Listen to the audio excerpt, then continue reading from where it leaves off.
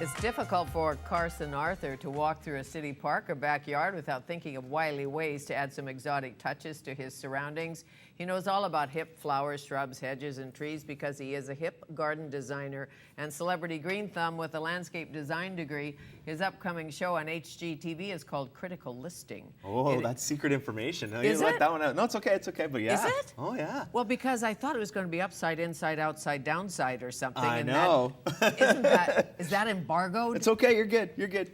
Gee, I hope they don't cancel you before you start. I'm gonna get my hand slapped. No, we're fine. Really? Yeah. When's it starting? We start filming in June.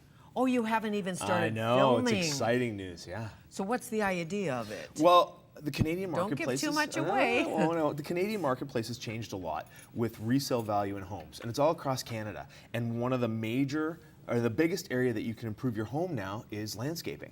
And this show is all about that. How to use the money that you're going to invest in your home in the right ways. So whether it's inside or outside, and showing you biggest return on investment. So are you telling me if I put in some paving stones and a new deck and a pretty tree, it will increase the value of my home? Well, it's not even me telling you that. Actually, TD Canada Trust has gone on record. I mean, when one of the 5 major banks says landscaping is one of the best investments you can make, and they actually put it ahead of kitchens and ahead of bathrooms. Really? As return on investment. Yeah, you start to pay attention. And then Century 21 got on board, and they said, yes, here are the areas that you're going to make the biggest return on investment. And surprisingly, it's not plants. So I've got to take that old wrecked car out of the front yard? Yeah, park it in your neighbor's yard. Pretty much. Well, I mean, our homes are our biggest investment. Hands down, that's where your biggest investment is going to be for 95% of us. So what I'm trying to show people is where to spend the money so that you can have an outdoor space that you love, but at the same time, you're protecting your investment, if not growing it. Are you a fan of inside out? In other words, make a little living room in your front yard and make a little space, a kitchen space in your backyard with the barbecue and the tables? Well, I mean, it's what I do. I'm not truly a gardener. So when I walk into a backyard, I'm not thinking about the hydrangeas or the rose bushes. I'm thinking about the usable space. For me, that's key. Having the deck, having the outdoor patio. I mean, our seasons are so limited as it is. We want to be outside as long as possible. So as Canada got into that whole outdoor living movement, I was right at the front saying, yes, perfect. And when it rains or when it gets cold, you have a special little awning or something that makes it possible for you to keep drinking in the rain outside on the warm night. Yeah, any way to extend that season is key. What's really nice for me, though, is Century 21 basically said that the 3 biggest areas that you're going to improve your home is the curb appeal, a deck in the back, or a patio. Those are the 3 biggest numbers. Yeah, absolutely. There's also a big thing about the front door. The front door. If you have a bad door handle or something, or a funny light, they say, oh, they didn't take care of this house. Look at this front door. Exactly. But you know what that is. I mean, that's the first impression. Okay. But your front yard, as they pull up to your house and look at the space, if you're thinking about selling it, that's number 1. That's the first thing they see. So create for me a welcoming space, and we have a before and after, I believe, okay. At the front. When there is no front porch, right? Yes. You don't have a front porch, so you can't put a pot out there. What do you do? Well, I mean, they talk like this. Yeah. Oh, that's a perfect example. That's right here in Vancouver. That's in Nanton Avenue. Beautiful, multi-million-dollar home, and that's their front door.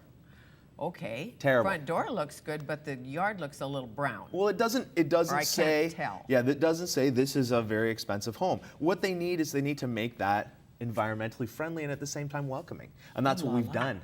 Now, when you walk to the front door, you have a statement. This says this is an expensive home, and it looks like it's an expensive home. So what did you do? Paving stones, obviously. Well, Some obviously, kind of special stones? What? We obviously worked with what the homeowner was asking for, and they wanted a beautiful flagstone. that. So we gave, we still had to include the homeowner. So we gave them the flagstone walkway and something that the moment you step on it as a guest or a visitor or a potential buyer, you have an impact. We also gave a seating area. Now, seating areas for a front yard that doesn't have a porch are very important because they give you the sense that it's a welcoming home. We talk a lot about privacy hedges and fences at the front to separate what is public and what is private, but that seating area says, if you are a guest of mine, you're welcome here. And that's a key.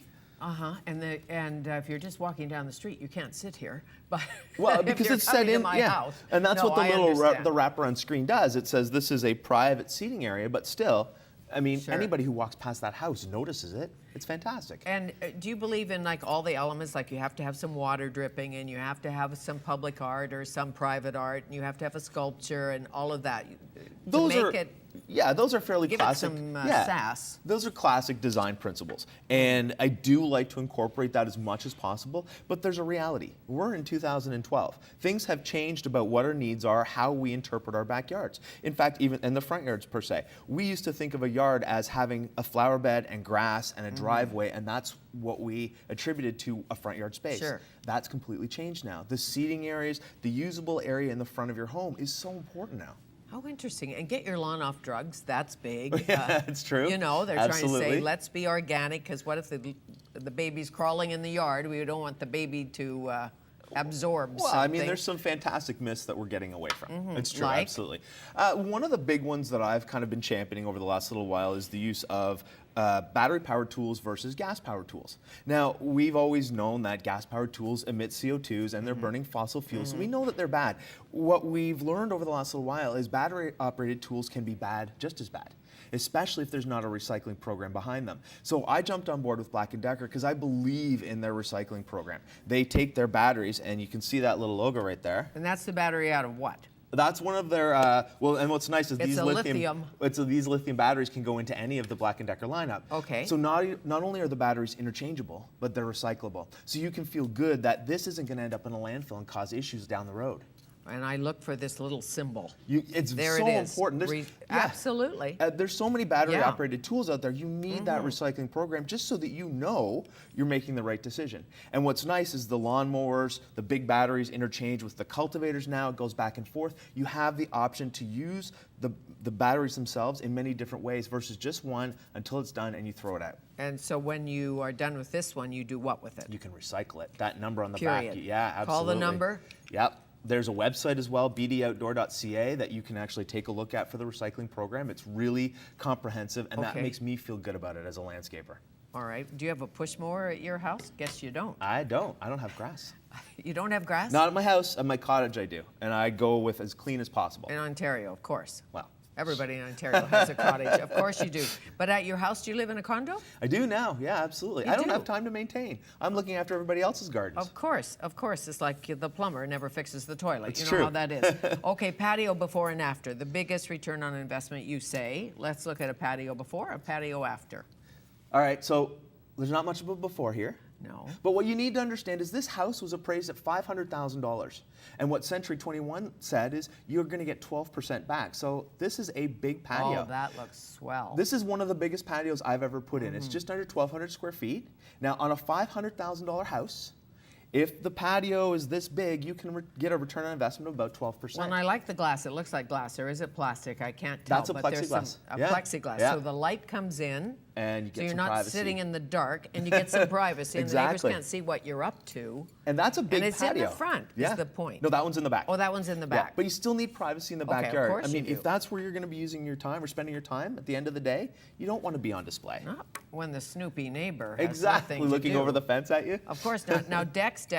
You say a great deck. Are you a composite, a cedar guy? What? I believe in the Canadian forestry program, but I love the fact that composite wood is made out of grocery bags. In the U.S., Trex is a perfect example. 7 out of every 10 grocery bags that are recycled goes into Trex. So I believe it's 1.5 billion grocery bags a year for something that we can put down once, never have to stain it, and it looks Right. fantastic. So it's eco. It's very eco. It's eco, and it gets a little warm sometimes, composite. It does. On the toes. It does, but then if you're using stained cedar and you're using a darker color, it's the same. True. You and also there's get warm. the other woods, the hardwoods, they're going for Like that. Oh, the look Ipe. at this. Yeah, what we kind of get wrong in Canada is how big the deck needs to be. And this is a perfect example.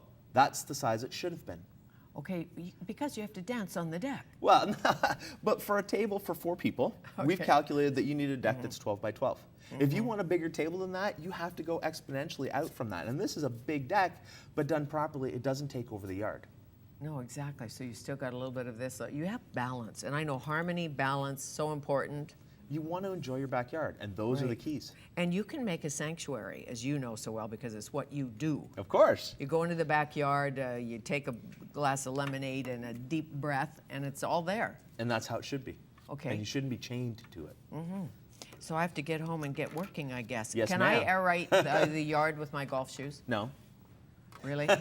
I love this. This is one of those few myths that's out there that that's absolutely fake. I mean, the spikes on a golf shoe are about 3 millimeters. The grass roots that you need to aerate are about 3.5 to 4 inches. Okay. So you might look good walking around and they're with them. plastic now. They're Yeah. not even like the old-fashioned spikes. No, and I've used my old spikes. Does nothing. Does nothing. No, So you have to forget it. actually get the aerator and get the special battery and do It's the thing. true. And, Do it properly. And all of that and poke, poke, poke. Or get rid of grass. That too. That too. Well, you know, beautiful grasses in the garden and flowers and all of that. So lovely. And It's a few true. bees to boot. How nice to see you. Thank you very much. Carson Arthur.